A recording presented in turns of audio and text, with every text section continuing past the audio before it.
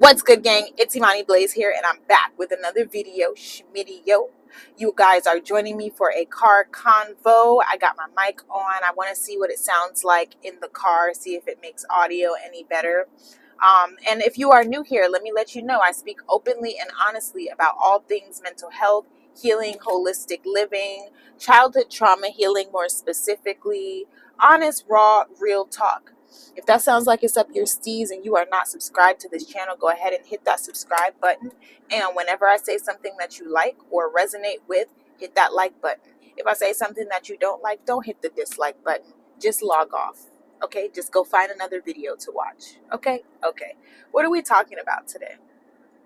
I want to talk about my journey with putting down the ganja, and I wanted to just get real specific about what really has helped me release that need or that desire to pick up and roll up. I told someone in the comments 444 on the license plate right in front of me. Message received. I told somebody in the comments last week that I would share the prayer that I prayed over myself, and I will do that when I can remember, but honestly, I just haven't remembered. So I'm like, well, I can just give them this tea though, so that they can go on their own journey and find their own, create their own prayer. And when I remember, I'll share the prayer. But ultimately, the thing that really helped me to come out of the ring with the back and forth, I'm not smoking, I'm smoking. I'm not smoking, I'm smoking. I'm not smoking, I'm smoking. I'm not smoking, here I am caving again. What helped me get out of the ring was starting to take God with me when I felt like I was failing. So there was a time when I felt like I wasn't really worthy of speaking to God when I was in the midst of doing something that I know I shouldn't be doing. Like, so for example, when God asked me to stop smoking, during those times where I still made the decision to roll up, I would then avoid conversation with God, as if God is not watching me do the thing, as if God is not right there with me while I'm doing said thing. But for me, it was just like a mental type of thing where I just felt like I'm not worthy of talking to you right now, God. Like, I'm just going to go do this, play with my demons right now. I'm going to let these demons win, and I'll holla back when I feel like I'm worthy of speaking to you. And so I've realized now, like, now that I'm like a clear vessel and these downloads are hitting in a way where I can really understand what it is that's being said to me, I understand the fact that that's the reason why I kept caving, because I wasn't taking God with me even in those moments. God is always with me, but I wasn't consciously bringing God with me during those moments where I'm rolling up and I don't even want to. So it got to a point where I would be rolling up and I'm like crying, and I'm like, I know that this is spiritual warfare because I don't want to be doing this, yet here I am doing this. This is war. And God, I need you because I can't do this by myself. And that's basically what I started to say to myself, say out loud during the last few times that I started rolling up. Because it didn't last for long. When you ask God for help, God is coming through. And so that's really what I did. Like, I really surrendered, and I'm like, God, I can't do this by myself. Like, everything when I'm trying to do it by myself, it's not working. So I need your help. Help me. And so, like I said, the last few times that I would roll up, I rolled up and I literally said, God, I know that you have asked me to stop doing this, and for some reason, I don't have the ability to stop on my own. So I need your help, and I need you to be with me right now in this moment while I'm doing the thing that you asked me not to do. And as I would be smoking, like there was another sense of peace over me. And I felt and heard God saying, I am with you, my child. I love you and you're going to get through this. And literally within a couple of days, my desire just like withered away and it stopped being a fight. Like it's not a fight. My next door neighbors, they smoke, and sometimes when I go downstairs, like I have like upstairs, downstairs, and when I go downstairs to leave my space, I can smell the weed. And before, the smell of weed would make me just like, oh my God, I'm about to cave. Now I smell it, and I'm not gonna say that I start praying for said person, because I don't think everybody has the same battle, but I also know, and I've said this in previous videos, that the weed that most people are smoking right now is not weed. It's something else. So I do, well, so I will say, yeah, I did kind of go into like a slight prayer, or just speaking over that person, whoever it is, because I don't even talk to my neighbors, which is, yeah, but I spoke over them and just put that intention out for them to be released from the shackles of this substance that I don't feel serves the masses in the ways that these weed influencers claim it to serve. I hope that message, or the way that I said that, made sense. But either way, like my desire to roll up, it's gone. I don't have the desire to smoke. The few times that thought starts to filter into my brain, where it's like, oh, well, maybe on your birthday of next year you can smoke. Why? That's God. Why? Like, it's like my spiritual armor is like, yeah, like we're good. I don't have the desire to roll up. And it's gotten to a level where I don't have the desire to use substances. I'm going to talk about this space that I'm in, where I feel like I'm being called to explore mushrooms and ayahuasca. And I have a sister who is like really into plant medicine and using the medicine as plants. But right now I'm not like making an active effort to go seek these medicines out. It's just something that I've kind of been like, what is that? And if the time comes where God says, yeah, go ahead and I want you to dive into this, then I will dive into it. But right now I'm being called to live a substance-free life and allow God to show me the power of like being clear. I'm pulling up right now to the coffee shop to get some work done. I thought I was going to make this short, but I guess I got kind of long-winded.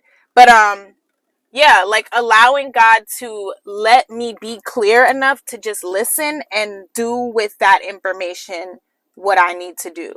And so that has shown up as me when I was like, at first, oh my gosh, I just realized my ring light is back there because I'm helping. Why am I giving y'all all these explanations? That does not matter. Anyway, when I first started trying to stop smoking, I still went to another substance because it's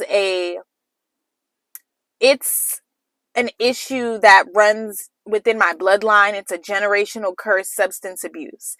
And so I'm like, well, if I don't have weed to help me wind down for the night, I'm going to get some wine. And it got to a point where I was drinking wine every night. And God is still saying to me, why won't you just let me be your peace? Why won't you just let me be your peace? And it got to a point where I was drinking the wine and I couldn't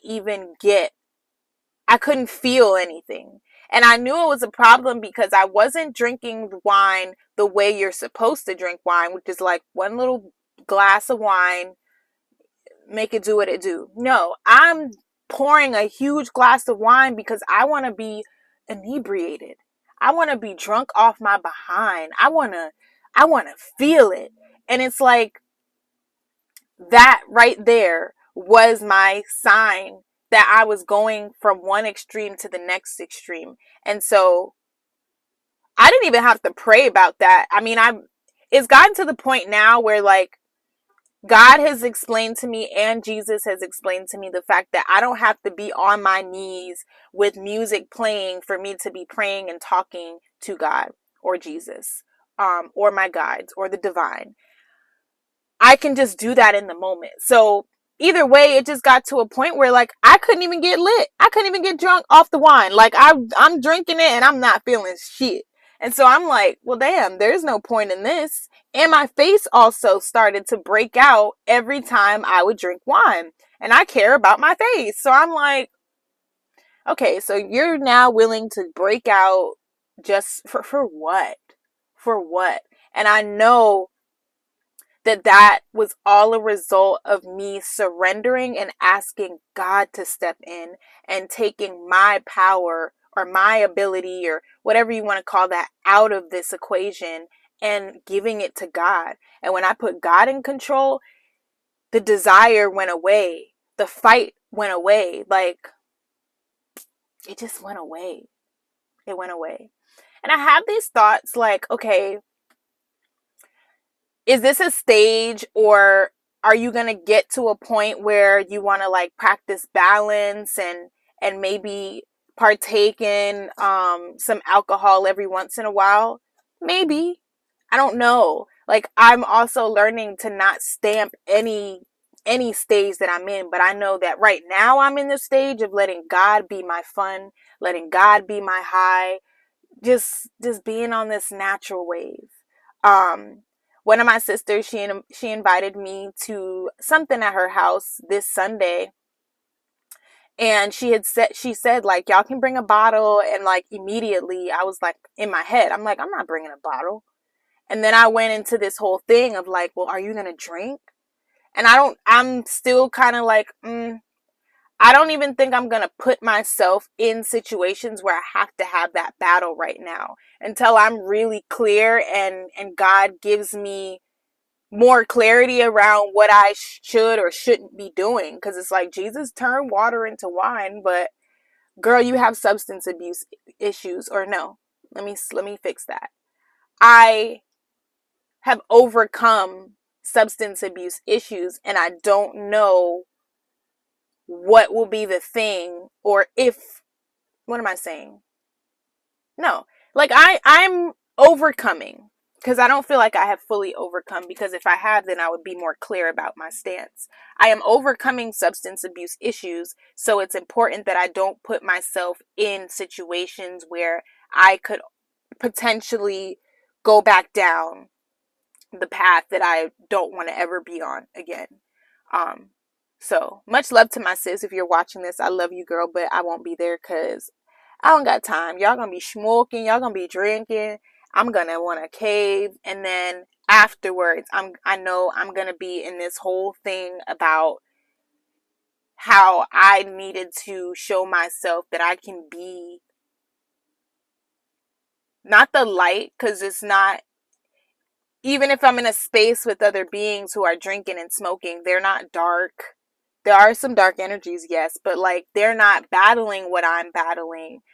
So that's not it. But like, I do desire to be kind of like a shift in the room. I desire to be the person that's like having a lot of fun off of no substance. And I desire to be that person that like makes something go off in somebody else's brain and makes them like take interest in the fact that like, hey, this girl is lit right now. She hasn't taken any substance. I wonder what it's like to be like that.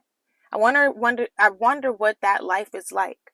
And so that's where I'm at right now. I desire to be in that space. Yeah, it's lit. I'm currently putting together an ecstatic dance ceremony coming up soon. If you're in the Charlotte area and you're watching this video, stay on the lookout for that. And if you're willing to travel, pull up on your girl.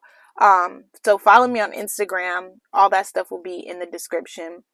so that you can get the tea on when I do that. And with this ecstatic dance ceremony, it's like we're going to be dancing and moving to the music, and there's no substances involved other than water and some kombucha. And technically kombucha is alcohol. So, but do your research. Kombucha is, you're not getting lit off no damn kombucha.